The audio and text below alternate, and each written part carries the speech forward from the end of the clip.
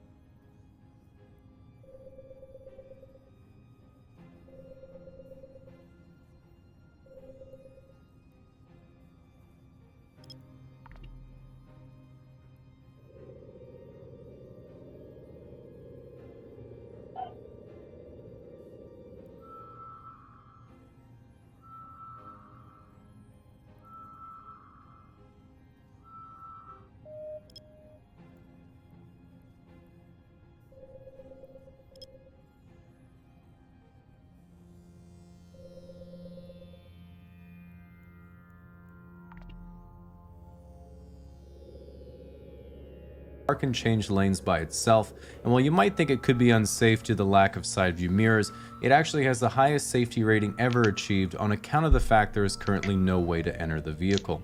Meanwhile, at SpaceX, while they make money through contracts with organizations like NASA and privately launching satellites, the entire mission directive of the company is to establish a space colony on Mars in the next half century. And while this might seem ambitious, one of the ways you know Elon's ideas are so good is because his speeches aren't. In fact, every time he's on stage, it's almost indistinguishable from a kindergartner doing show and tell with their favorite Hot Wheel. The only difference is instead of an aluminum matchbox car powered by falling, it's an actual car piloted by a dummy in a spacesuit that he's literally blasted to the International Space Station for the meme. Even when he's describing the future of humanity as an extraterrestrial species, it's once again indistinguishable from the back of the StarCraft box.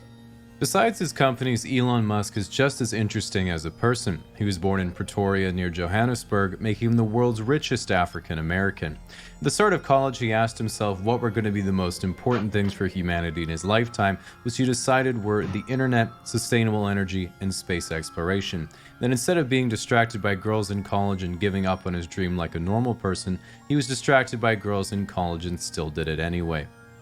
One of my favorite Elon stories is of him chasing a girl named Justine he had a crush on in college. And after getting rejected for an ice cream date, he showed up where she was studying with 2 chocolate chip ice cream cones melting from the indoor climate control. And his love. And while this sounds super cute, at the time this strategy did not work on account of the fact he did not follow my first golden rule of not being creepy, which is being above a 7. He did, however, later find success when he followed my second golden rule of not being creepy, which is being worth $20 billion. Incidentally, this also fixed the first rule. Regardless, thanks to Elon's ice cream tactics, he and Justine eventually had 5 kids together, which is just enough to collect the remaining Infinity Stones.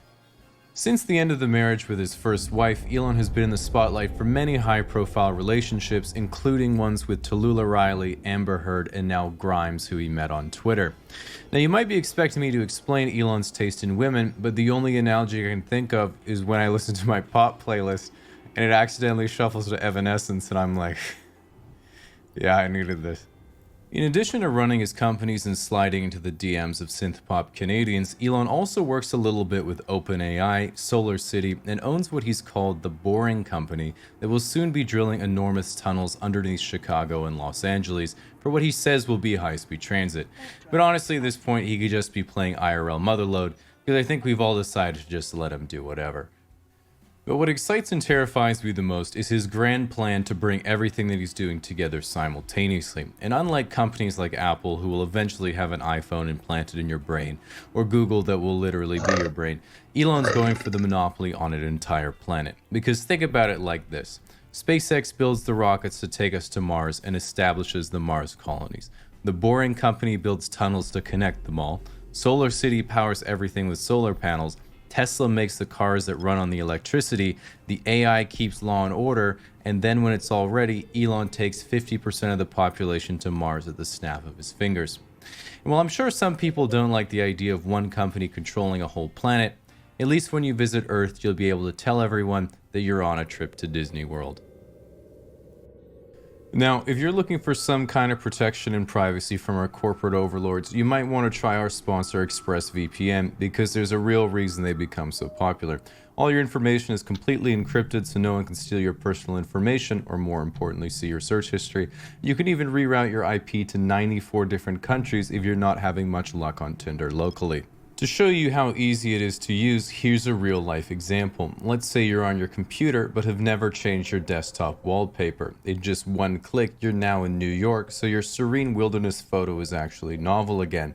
Then after briefly pondering Brexit, you decide to reroute to Singapore because that's your favorite version of Netflix. Seriously though, it's that easy to use on both your computer and your phone, and for less than $7 a month you can have what's consistently the fastest VPN protecting your information, whether using it day to day for gaming or for streaming. And you can even find out how to get 3 months free by clicking the link in the description or by going to expressvpn.com/casually explained.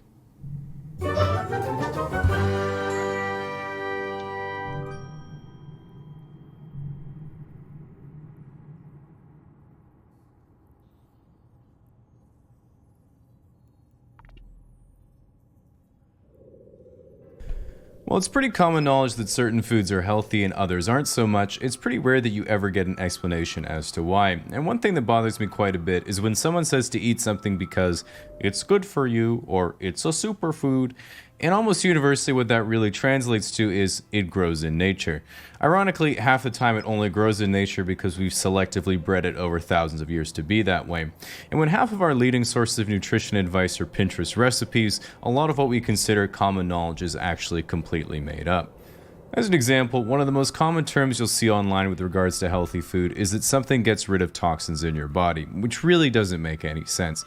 If your body is filled with toxins and certain foods remove them, then that means we could have brought back Steve Irwin with a blueberry smoothie. In reality, almost all supplements or foods that get rid of toxins are really just laxatives or diuretics, so it makes you feel like they're somehow flushing something away, when in reality you could have just put 3 shots of vodka in your latte like a regular person. The next thing you'll often run into are online recipes for anything made overnight in a mason jar telling you you're not getting enough antioxidants. And one of the ways you can tell if you're not getting enough antioxidants is by looking at your skin and seeing if it's starting to rust. And while they do play a role in your body, the problem with suggesting that you should consume more is that it's fundamentally like saying the more oil you have in your car, the less likely it is to break down, which is not true, because too much actually makes things worse. The good news is that if you do have too much oil in your car, you can add the excess to your overnight oats because motor oil is also high in antioxidants. Another common idea that's recently started to shift is that you should never skip breakfast, which there is absolutely no scientific basis for except that breakfast food is my favorite. I think the funny thing is that when I used to tell people I skipped breakfast, they thought I was crazy, but now I can say, I'm doing intermittent fasting, and they're like, oh, very disciplined, when in reality I just woke up at noon. Relatedly, the next thing that's often incredibly misunderstood is diet, especially with things like paleo, keto, intermittent fasting, and varying degrees of vegetarianism becoming so popular. We've all heard limitless jokes about how do you know if someone is a vegan? Because they'll tell you, ha ha ha, classic comedy. But that's not even the case anymore. I see way more people on low-carb ketogenic diets post things on the internet like, look at this fool I saw today, eating an apple like an absolute normie, as they show off their Costco haul of pork rinds and butter. The most important thing to know is that generally speaking, weight is regulated by calorie intake, so you have a certain amount of calories you burn in a day, and if you repeatedly intake more than that, you'll gain weight, and if you intake less than that, you'll lose weight. As a quick disclaimer, the exact amount of calories absorbed from food isn't always 100%, which is why some people claim calories in, calories out isn't true, but being more exact, calories metabolized and absorbed minus calories burned always is true. Now, for the average person, the amount of calories burned is around 2,000 to 2,500 calories a day. Then the generally accepted rule is that there is 3,500 calories in a pound of body fat. So say you wanted to get thick because it's 2019, you would have to eat roughly 500 calories above your daily maintenance for 71 days to gain 10 pounds. Then if we look at the composition of food itself, all food is made up of 3 primary macronutrients that serve a different bodily function, and each has a different caloric value. We have fat, which has 9 calories per gram, protein, which has 4 calories per gram, and carbohydrates, which have 4 calories per gram as well. And then there's a 4th bonus macronutrient, alcohol, which has 7 calories per gram. As for their physiological roles, loosely speaking, fat regulates hormones and stops your cells from imploding.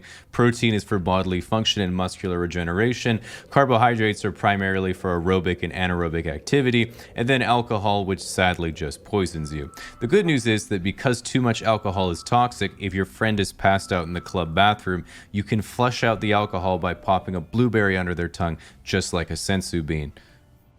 Below that, we have fiber and micronutrients, which are all your vitamins and minerals. Just make sure you get enough of these or your teeth will fall out.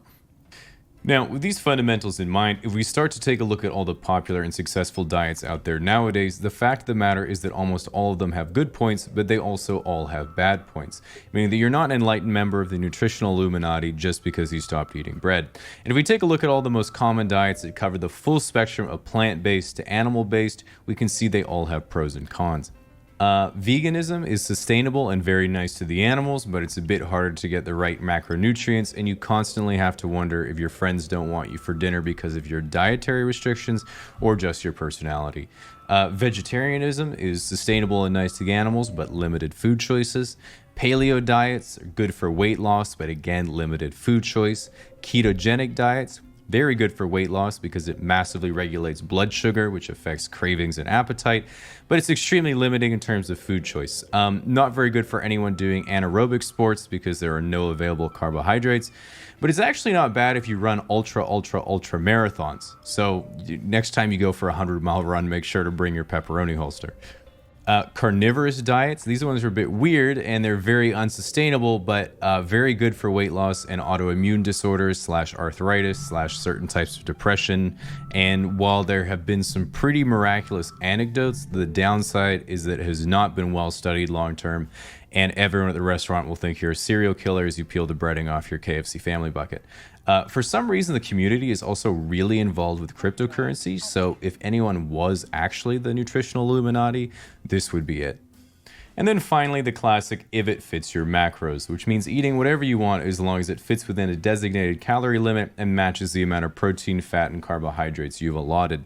This is common for athletes and people who want to be bodybuilders, but in the 7 years they've been going to the gym, they've only made 2 years worth of progress. Speaking of the gym, there are also a few misconceptions when it comes to exercise, and one of the most common jokes you hear in weightlifting communities is making fun of people who say, "I'm just looking to tone." Because the only two variables to your physical appearance is the volume of muscle you have and the volume of fat you have. It's also incredibly difficult to gain muscle, so you'll often hear girls and even guys say, "I'm worried that if I start lifting weights, I'll get too big." And unfortunately, the thing is, no matter how much you believe you're an anime protagonist, it just isn't going to happen. Ultimately, there are two main ways of improving your physical health through exercise, which are strength training and cardiovascular training. In other words, how strong is your bod and how strong is your heart and lungs.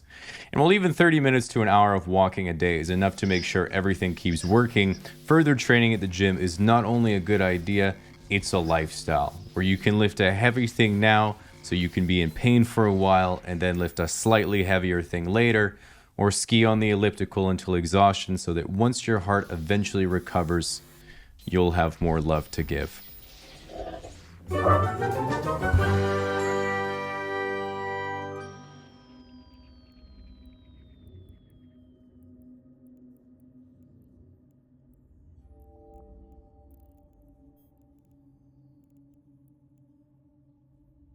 Knowing how to interact with a stranger doesn't always come naturally, which is why I thought it would be a good idea to talk about how to have a normal conversation in the only way I know how, which is through a 7-minute monologue.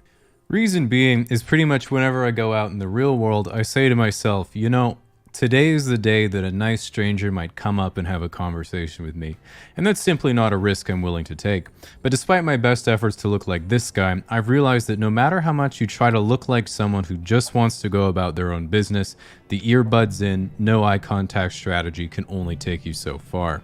As an example, I was in the elevator the other day taking my bicycle out, and this guy was like, "Nice bike. Is it fast?" And I was like, "Yeah, man, pretty fast." And then he said, "Probably not as fast as my car." And then he waddled out of the elevator on the wrong floor. And I was just standing there thinking, first of all, my legs are fucking massive, so check yourself. But second of all, what bothered me wasn't that what he said made no sense. It was that he didn't realize it made no sense. Like, that guy left the interaction thinking his smoldering Ryan Gosling impression left me trembling at his raw masculinity. When in reality, I left the interaction by going right back up to my apartment to Google small talk tutorials because he was so confident that I figured it must have been me who was missing something. And what I learned from that experience and the subsequent WikiHow articles is that when I talk to a stranger, I usually see it as a chance to screw things up, so I don't do it. And the guy talking to me in the elevator usually sees talking to a stranger as a chance to succeed and make everyone's day better. Chance, of course, being the operative word. Fortunately for me, what's made me feel a lot better is thinking, I remember all of my own blunders, but I never remember anyone else's. That means they probably remember their blunders and don't remember any of mine. And what really confirmed that theory was talking to a friend one time. I said, dude, I just can't stop worrying about what other people think of me. And he said, "Don't worry, man. No one thinks about you." And as an extension of believing you'll succeed or worrying you'll fail, what I've learned is that there are really two types of people you'll encounter. People who don't filter themselves enough, and people who filter themselves too much. And first of all, there's really only one type of person who has absolutely no filter, and society only tolerates them because we've all been there at one point or another. They can't walk in a straight line, they can't speak a coherent sentence, and they don't even remember any of it because their brain is so impaired. I'm of course talking about children. And while the solution of dealing with a child is of course alcohol, it is unfortunately the cause as well, so you have to be careful.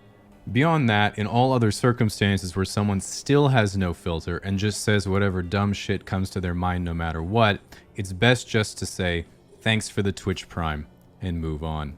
So, the next scenario is when someone over-filters what they say and rarely talks. And most people think that what you're supposed to do here is ask the person questions to get them talking. This counterintuitively makes things worse and is like trying to get someone to open up and make friends by encouraging them to go to Toastmasters, because all that will do is make them even less cool. In my experience, what always works to help other people get out of their shell is a method called the 6 steps to social success. Step 1, never make the conversation the focus. Have an activity to do. 2, offer silence. It's okay not to talk. 3, help the conversation. When they do talk, say yes and rather than no but.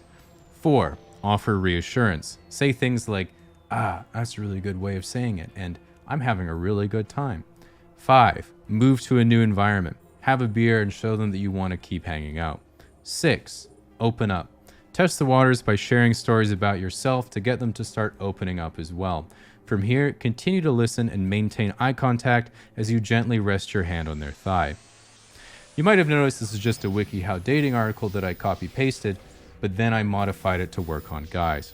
Similarly, a common piece of advice you hear on the internet is that you should listen more than you speak. And while this works great until you meet another person who also learns social skills by reading, you'll find that if all you do is ask questions and listen, people won't really make you their friend, but they will make you their therapist. And while it turns out that most people could definitely use one, it's not always so much fun for you. So I want to talk about some real conversation do's and don'ts that I've observed in actually socially competent people, and not ones I've seen on Reddit that are from the same 3 books. Do remember things about people. One of my best experiences is when a guy was like, hey man, good to see you again. I looked up your channel and liked a couple videos, even sent one to a friend. And I was like, did you subscribe? And he was like, of course.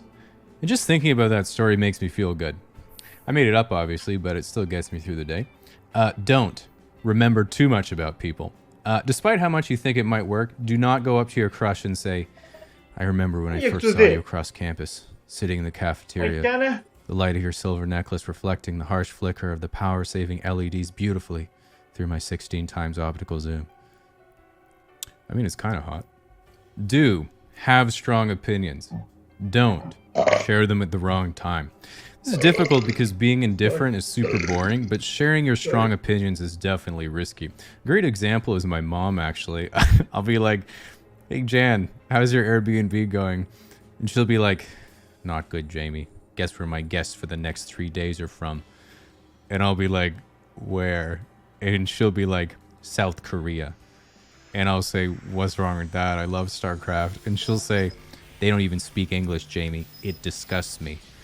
And I'll be thinking, oh no, here we go. But then she'll be like, how am I supposed to have them for dinner and wine to ask about their culture if we can't even communicate? I'll have to take Korean on Duolingo. And I'll be thinking, oh, that's nice of you. I wasn't expect. That's why the Americans should have never left in 1953. And you know, classic Jan. And while I do try to listen more than I speak in this case, I do enjoy that I never know if she's inviting me for dinner or to throw a body in the Atlantic. Do amuse yourself. This one is pretty important because it means that no matter how lame everyone else is, at the very least you're going to be entertained by yourself. And with the exception of the guy in the elevator, it's almost always the case that when someone is self-amused, other people find them interesting as well.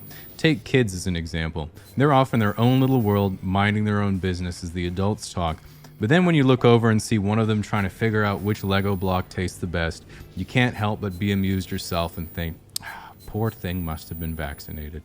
Finally, the best conversation tip that I've noticed in only the most socially competent individuals is that what you actually say doesn't matter at all, because again, no one actually remembers what you say. And when I think about who I like hanging out with the most, they don't say a word the whole time, and pretty much all they do is act happy to see me and fetch tennis balls when I throw them. I'm of course talking about Roger Federer. But actually though, it made me realize, who gets the girls at parties? This guy. Who gets the guys at parties? This guy. Who makes friends every time they leave the house? This guy. Who remembers you? This guy. Who has strong opinions on the Korean War but knows when to share them? This guy. Who amuses themselves? This guy. And ultimately, who would you prefer to see in an elevator rather than Subaru Forester guy? That's right.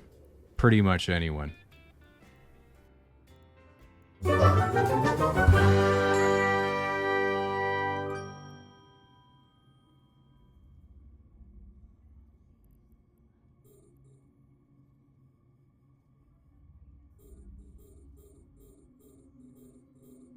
While comedy is essentially anything that makes you laugh, that itself can come in many forms and genres ranging from stand-up to talk shows to films, all the way to inside jokes you have with your friends. But with all these different mediums where we consume comedy, very few people have ever tried to create something funny themselves, and if you ever do, you realize it's very, very hard. None of your ideas are original, none of your sentences are interesting, and whenever you think you have at least something funny, when you say it out loud you get flashbacks to Hamlet in high school English. Even if you wake up in the morning and decide you're going to become funny by learning the rules of comedy, that ends up being about as useful as deciding to become good at math by remembering the numbers. In reality, the way that funny people make something funny is not by filtering content through an elaborate rule set and having jokes come out the other end, but by starting with one tiny idea, even just a word, and building on it. They take one boring sentence and turn it into one interesting sentence, then into a funny sentence, then into a punchline, then they add a setup to get there, then they do it again and again, continually regrouping and rehashing material until finally they have something to perform or a show to release. But if you're sitting there with a blank Word document or empty thoughts, wondering how you're going to write anything creative, how do you even come up with even an original boring sentence, let alone an interesting one or a real joke? And that brings us to the first goal of comedy writing, which is going from literally nothing to something, anything that's funny. And that means starting with the simplest possible form of joke, which is a setup to establish a premise and a punchline that breaks the audience's expectations. So let's take the easiest type of setup that you get every day, which are questions. So here's a question. What's the most complex thing you do in your kitchen? So now the problem here is not only do you have to break the audience's expectations, you have to do it in a way that still fulfills the initial premise the setup has established, otherwise the joke isn't funny. And this creates a comedic dilemma. Out of the infinite number of things you could respond with, some are funnier than others, so how do you generate and narrow down the range? And the first thing you need to do is establish what are the audience's expectations, and in this case it's very obvious. It's something you would physically do in a kitchen, but more complex than usual. So let's start generating responses by adding an additional layer each time. What is the most complex thing that you do in your kitchen? Make a big cake. This is literally the most complex thing you've done in a kitchen, and it's not funny. Build a giant rocket ship.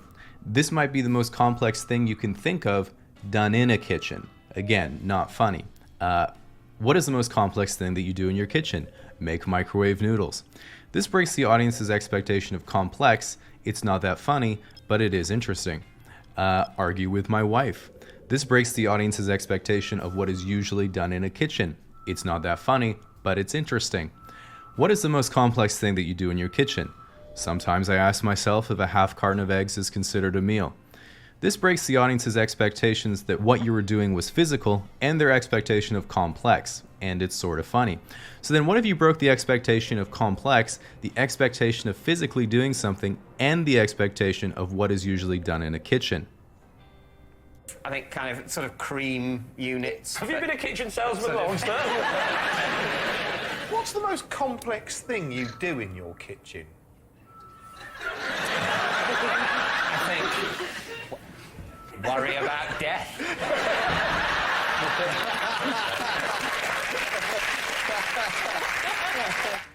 So after generating a joke, the next step in building something comedic is one of the most important, which is delivery or how you tell the joke. The reason this is so important is because no matter how well a song is written, if you can't sing, the song is going to be complete garbage. And this is a lot harder than you think, because for good delivery, you also need a good setup. Here's an example of a bad setup and bad delivery, which comes quite naturally. I have a problem right now. I have too much pickle juice left over at home. So what I've been doing is putting the extra pickle juice on my sandwiches to make them taste better. So this joke is actually technically structured correctly. You establish a premise, you state your position on it, which sets an expectation, and then you break the expectation in a way that still satisfies the premise. Setup, punchline, it's technically a joke. The issue is that it doesn't flow at all. It sounds like I'm reading the joke. The language is super boring. The audience is confused because after the second sentence, everyone is wondering why you have too much pickle juice, not what you're going to do with it. So you have to close that loop before moving on to the punchline. In essence, it doesn't sound right and it doesn't make sense. Here's a better version. I have a situation in my apartment right now. I have a surplus of pickle juice in my apartment. Too much pickle juice, because after the pickles are gone, I don't like throwing out the pickle juice. It just feels wasteful. So lately I've been dipping my fingers in the pickle juice and I flick it on my sandwiches for flavor like that. Right. So a key takeaway that all comedians employ is always committing to the joke. If you start mumbling or lose confidence in your delivery, the audience always senses it and you lose them. You see that a lot when someone is telling a joke or story in conversation because they're trying to gauge their audience's reaction to see if they're still listening, which is a mistake. You have to always tell the joke with the assumption everyone is going to listen because that's what makes people want to listen. If people still ignore you or interrupt, you have to rethink the material, not deliver the joke more timidly, hoping for encouragement. Here's a segment of one of Louis C.K.'s bits where the delivery is the crux of the joke. The most important part being his use of complete silence that most people would be scared to use out of fear they'd get interrupted. I'll give you an example. Okay, like of course, children who have nut allergies need to be protected. Of course. We have to segregate their food from nuts, have their medication available at all times, and anybody who manufactures or serves food needs to be aware of deadly nut allergies. Of course. But maybe if touching a nut kills you, you're supposed to die.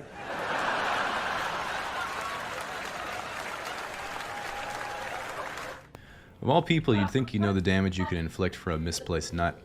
So one more example of a good delivery is comedian Norm Macdonald, who often has jokes that fall in the category of so bad they're good. But he delivers them with so much confidence you know it's absolutely calculated. Here's an example. There's this 2-hour season finale of Melrose Place. There's this movie coming out. Yes. Title undetermined at this point. Chairman of the board.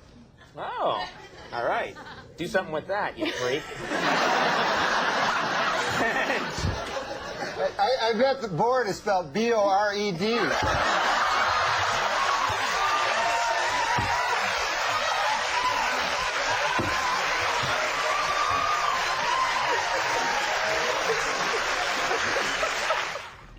So once you have a setup and a punchline and you can deliver it well and get a laugh, you have to be able to revise the joke. One of the most important techniques that you can use to improve your comedic writing and speech is increasing your specificity. For example, saying, "There I was in my car, hoping it was powerful enough to make it up the hill," isn't nearly as funny as, "There I was in my 4-door Fiesta, hoping the gradient wouldn't crack 15 degrees.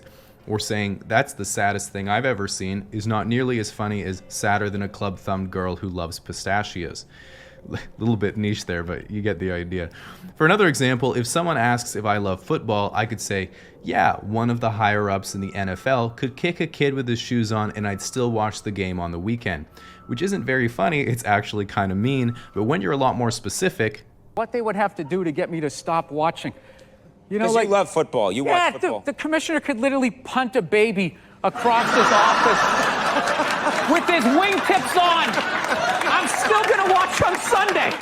And what you might notice there is the language Bill Burr uses is actually far more brutal than what I used, but it's somehow way funnier. And what you'll find is that in refining a joke and adding specificity to make the punchline hit harder, you run the risk of offending the audience. As an example, if you replace the word punt with kill in the previous example, it is absolutely not funny at all, even though you would literally accomplish the same thing. Which brings us to one of the most useful rules of thumb in comedy, which is no subject is off limits as long as your joke is funnier than it is offensive and Pepsi doesn't pay your bills. The theme being you can't laugh and be offended at the same time. So, in addition to specificity, the next element that is essential to good delivery is the cadence of the joke. This is an area where literary skills are actually useful because, to me, cadence is just as much about how you write the words as it is about how you say the words. And there's really no way of teaching this because what you're aiming for is the precision of writing with the fluency of speech. And this is why most stand-up comedians improvise their setups and have their punchlines memorized to the word. Ultimately, you just have to practice a lot, read a lot, listen a lot, and you get better because it's fundamentally a matter of taste. The same way an experienced decorator sees colors and shapes go together, you're trying to do the same thing with words. One of my favorite exercises is taking common feelings that are difficult to express and then shortening them down to be brief and punchy, which is what a lot of the wordier British comedians do. An example is, instead of saying feeling sad in hindsight, you could use debilitating retrospection or sadness when I remember. Instead of not bad, you can use repressing melancholy. These are the techniques that got us internet cliches for always sad, like crippling depression and constant despair, which are now all common parlance in the British and Canadian lifestyle. So I think with that, anyone could get started building something funny. It might only be enough to write one line that's worth a laugh, but that's where you start. Literally, that's where you start. One day you'll find yourself with 4 or 5, and then you can use the same techniques to tie them together into something bigger. Eventually, you might get to the point where you need to learn further skills to realize a bigger goal, like how comedians such as Bo Burnham went from singing funny songs on YouTube to an entire hour-long musical performance, and then to directing his own movie. Or how The Simpsons started as shorts that weren't even that funny, and then went on to be the most celebrated cartoon ever made.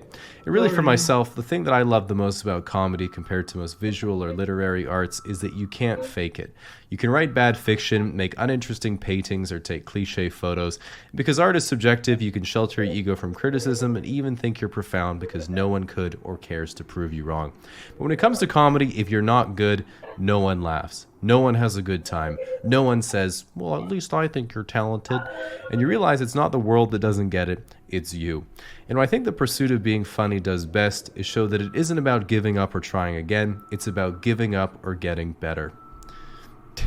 So I guess I'm saying comedy is like cancer. So I'll leave it at that.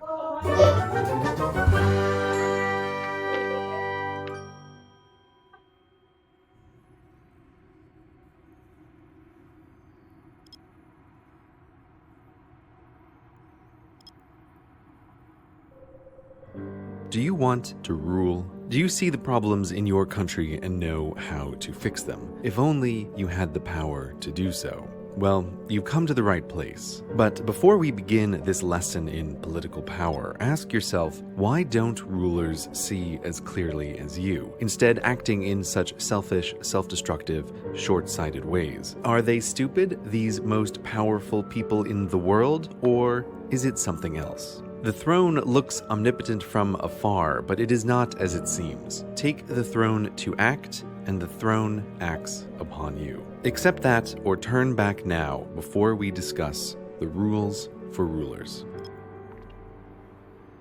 No matter how bright the rays of any sun king, no man rules alone. A king can't build roads alone, can't enforce laws alone, can't defend the nation or himself alone. The power of a king is not to act, but to get others to act on his behalf, using the treasure in his vaults. A king needs an army and someone to run it, treasure and someone to collect it, law and someone to enforce it. The individuals needed to make the necessary things happen are the king's keys to power. All the changes you wish to make are but thoughts in your head if the keys will not follow your commands. In a dictatorship where might makes right, the number of keys to power is small, perhaps only a dozen generals, bureaucrats, and regional leaders. Sway them to your side and the power to rule is yours, but never forget, displease them and they will replace you. Now, all countries lie on a spectrum from those where the ruler needs few key supporters to those where the ruler needs many. This foundation of power is why countries are different, yet many keys or few, the rules are the same. First, get the key supporters on your side. With them, you have the power to act. You have everything. Without them, you have nothing. Now, in order to keep those keys to power, you must, second, control the treasure. You must make sure your treasure is raised and distributed to you for all your hard work and to the keys needed to keep your position. This is your true work as a ruler, figuring out how best to raise and distribute resources so as not to topple the house of cards upon which your throne sits. Now, you, aspiring benevolent dictator, may want to help your citizens, but your control of the treasure is what attracts rivals. So you must keep those keys loyal. But there's only so much treasure in your vaults, so much wealth your kingdom produces. So beware. Every bit of treasure spent on citizens is treasure not spent on loyalty. Thus, doing the right thing, spending the wealth of the nation on the citizens of the nation, hands a tool of power acquisition to your rivals. Treasure poured into roads and universities and hospitals is treasure a rival can promise to key supporters if only they switch sides. Benevolent dictators can spend their take on the citizens, but the keys must get their rewards, for even if you have gathered the most loyal, angelic supporters, they have the same problem as you, just one level down. Being a key to power is a position of power. They too must watch out for rivals from below or above. Thus, the treasure they get must also be spent to maintain their position. The loyal and dim may stay by your side no matter what, but smart key supporters will always watch the balance of power, ready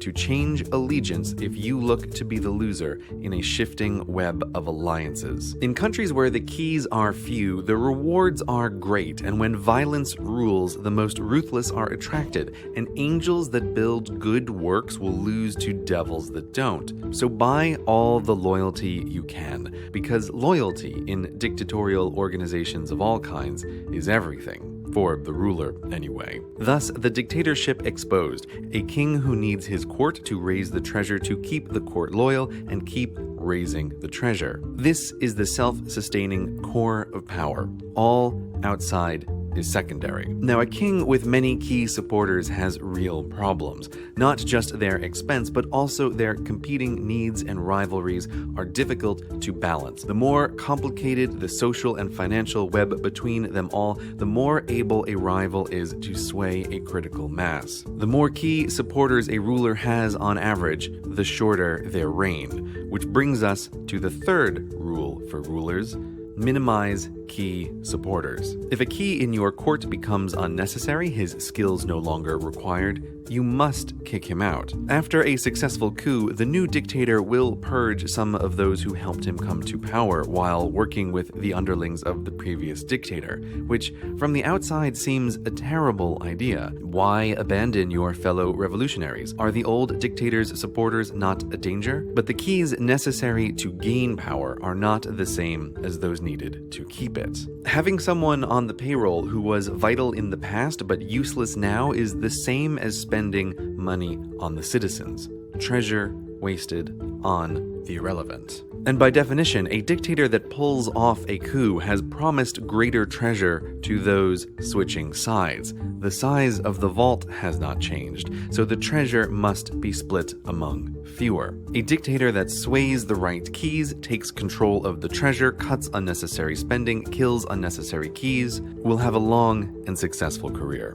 Seeing the structure unveiled, you might be excited to get started and control a country to the benefit of you and your cronies, or you might be exhausted, wishing to do good but seeing the structural difficulties. Now turn to democracy for salvation. So let us discuss rulers as representatives.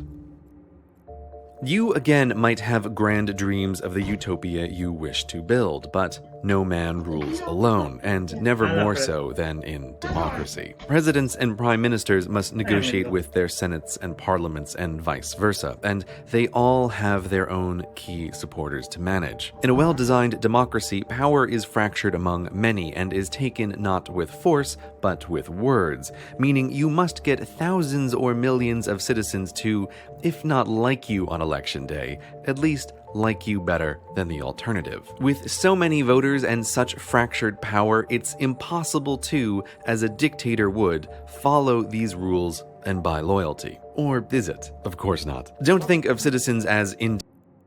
Huh? Sure. अच्छा देखो पर क्या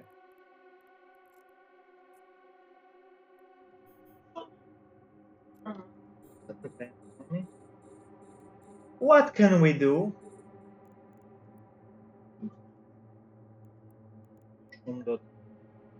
ولا فلسفي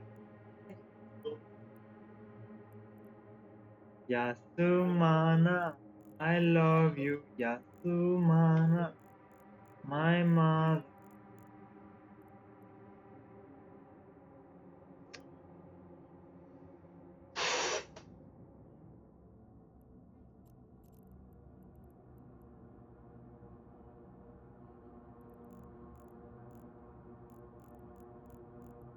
Hmm.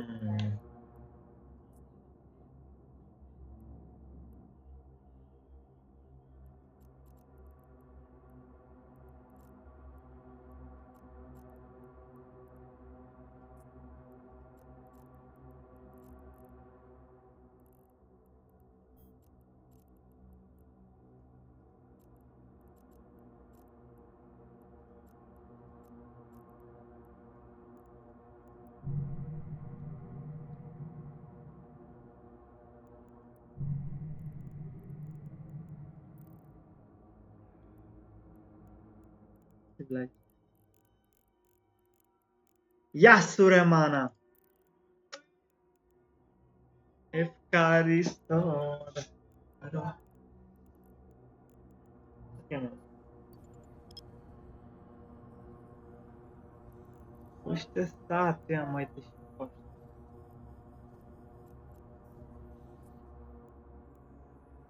Warp drive active.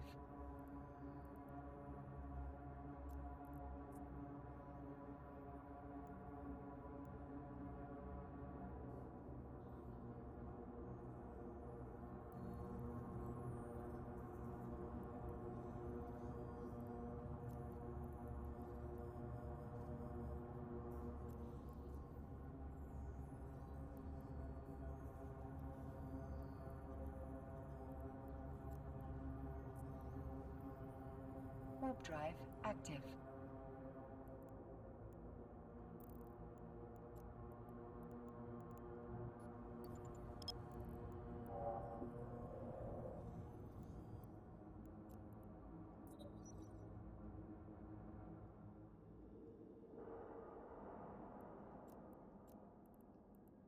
Between thought, yeah.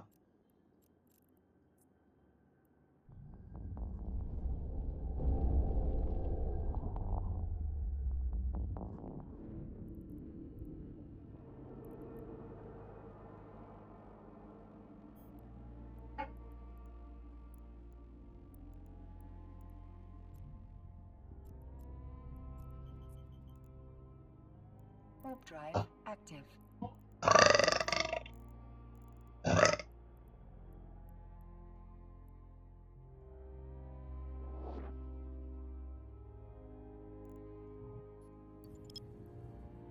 Ne alla. Ama.